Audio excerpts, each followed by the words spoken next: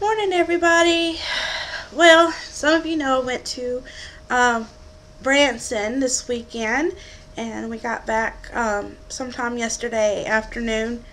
And I want to tell you about some of what happened. A little bit about the trip. I didn't get a lot of pictures or video because I foolishly and oddly enough went and forgot my camera and my video camera and things like that. There was a couple of times I kind of wish I hadn't, but needless to say, I did. But I did enjoy myself. I enjoyed time with Kirk and stuff, and we had Mom, Pop, me, Kirk, and a couple of other couples with us.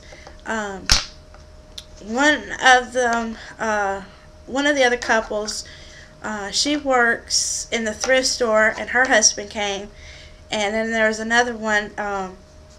He works with Kirk and them at the Compassion Center, and his wife came. So we had a really good time. We saw 3 shows.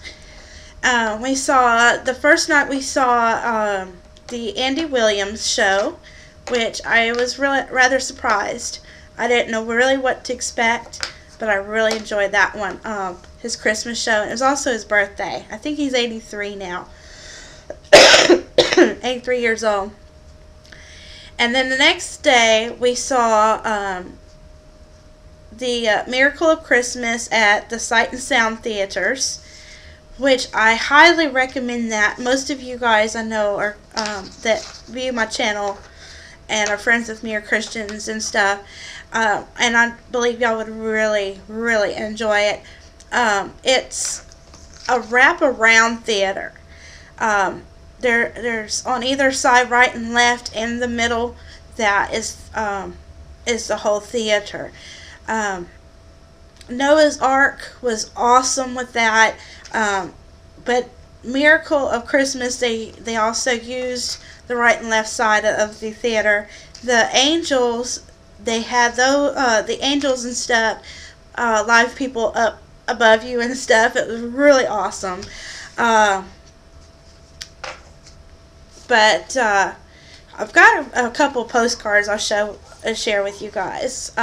This one is from the play we saw.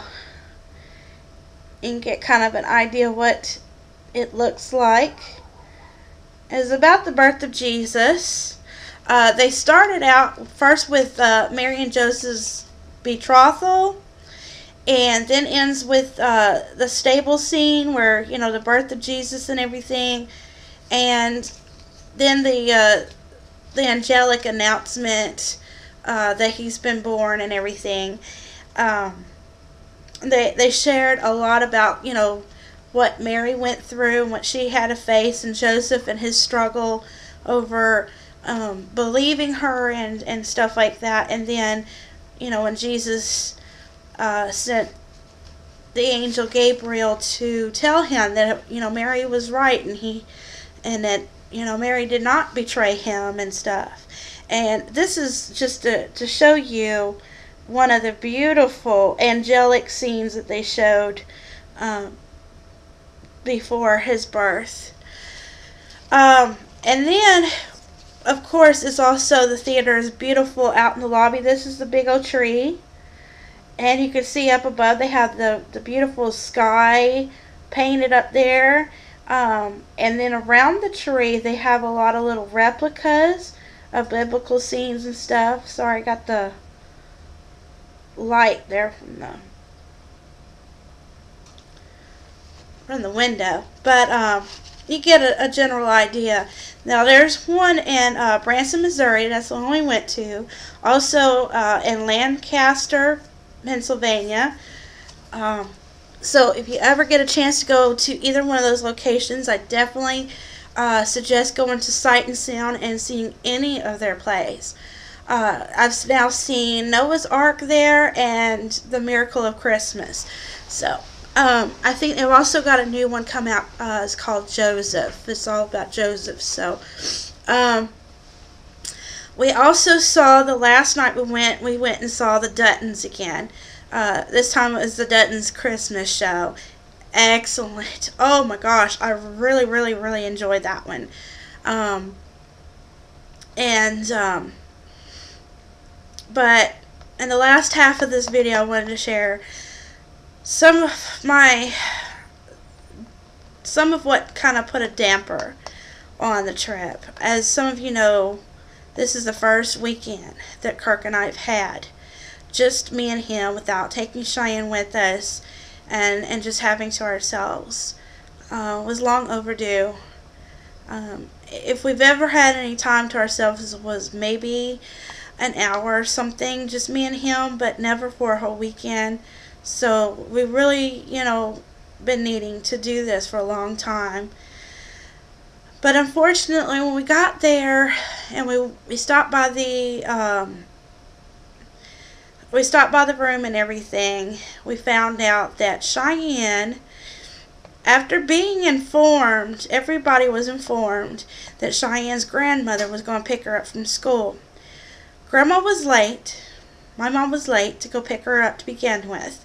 Everybody had done left pretty much, except for a few of the staff members. Miss Gray, the lady who stays there with the kindergartners in the hallway and has the walkie-talkie, she had been informed.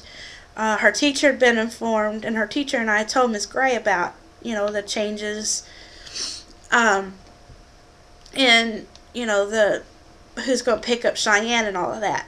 And then I was going to be out of town. And, well, my mom finally got there. She couldn't find Cheyenne. Cheyenne was not at the school.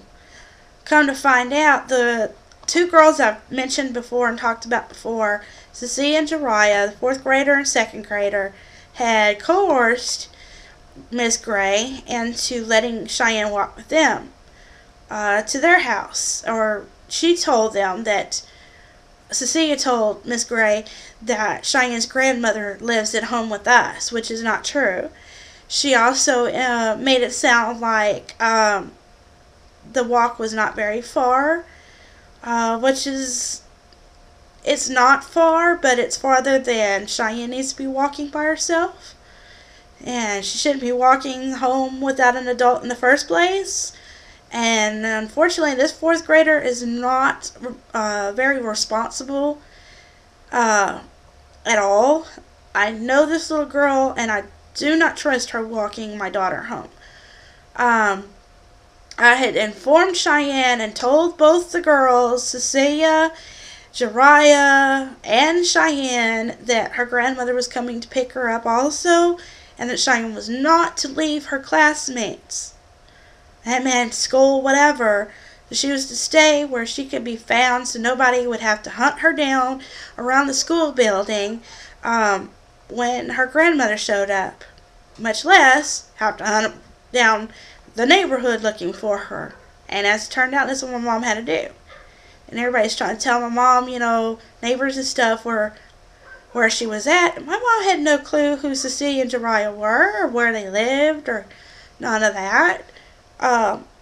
And my mom felt bad and felt responsible, especially when one of them that was trying to let her know where Cheyenne was ended up getting hit by this other car.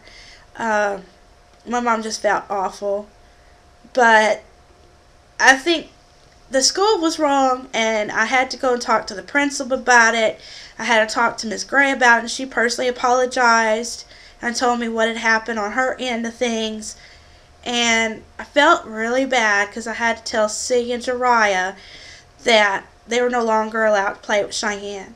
And the reason I really felt bad too, because apparently Cecilia had been crying, and I asked her what had happened, and she had gotten in trouble this morning with her mom because she had gone back to sleep and had not been feeling good, and she'd gone back to sleep, and they were really late walking to school.